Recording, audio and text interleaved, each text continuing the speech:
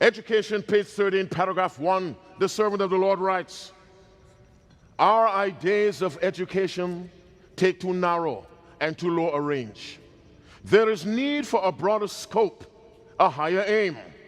True education means more than the pursuit of a certain course of study. It means more than a degree from Harvard. It means more than a preparation for the life that now is.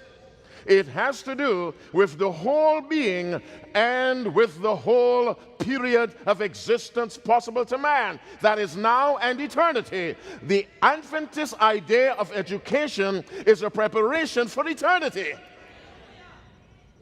Not to get a job at Walmart.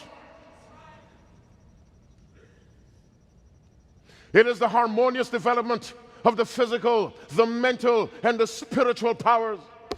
It prepares the student for the joy of service in this life and for the higher joy of wider service in the life to come. Listen to the final statements microscopically. It prepares the student for the joy, keep that word in mind, of service in this world, and for the higher joy of wider service now. If you have joy and service, then higher joy and wider service, where should your emphasis be? On higher joy and wider service. All intelligent people say amen. Amen.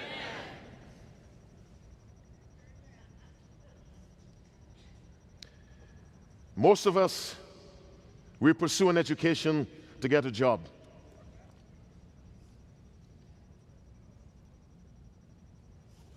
This deafening silence confirms the accuracy of what I just said. Most young people, Adventists, pursue an education to get a job in this life. Is there any sin in a job? No. Who created work? God. Does work contribute to character? Yes. But listen to what they were doing when the flood came. Likewise, not the flood, the destruction of Sodom, also the flood. Likewise also, Luke 17:28, as it was in the days of Lot. They did eat, they drank, they bought, they sold, they planted, they builded.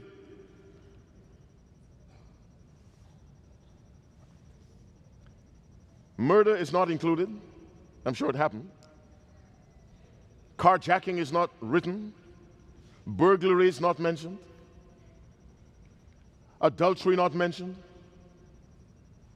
Corruption not mentioned. Eat, God invented that. Drink, God invented that.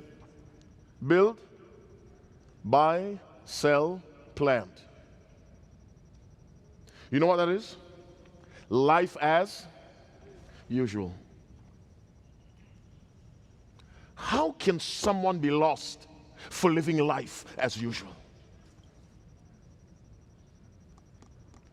Now, let me tell you quickly, am I telling you don't go to school? No, no, no. Christ's Object Lessons, page 316, paragraph 2, every act is judged by the motive. I love to ask young people, what are you studying? I'm studying astrophysics. Why? Oh, I like math. Good. What are you studying? Chemistry. Why? I like studying the periodic table. Okay. What are you studying? History. Why? I love to study the flaws in human nature. Okay. What are you studying?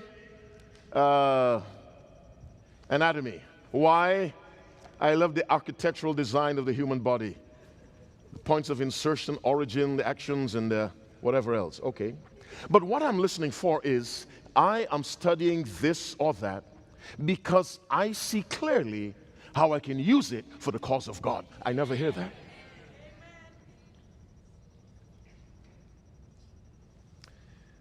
Let me be extreme. As I continue to the close of Esau was a Seventh-day Adventist. Listen to a verse you know very well. Whether therefore ye eat, come on, or drink, come on, or whatsoever ye do. Let's look at that how? Microscopically. Whether therefore ye eat or drink, what does the word whatsoever exclude? Nothing. That verse is not in Revelation. It's not symbolic.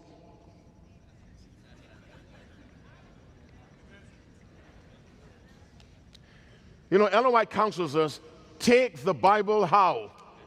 As it reads. Unless, of course, it is obviously symbolic. Now, let's take 1 Corinthians 10:31 as it reads, whether therefore ye eat or drink or whatsoever ye do, do all. Question for you. When you chose Harvard, were you thinking of the glory of God? Don't answer me.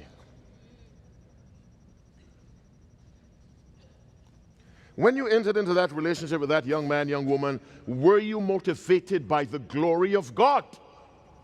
Don't answer me.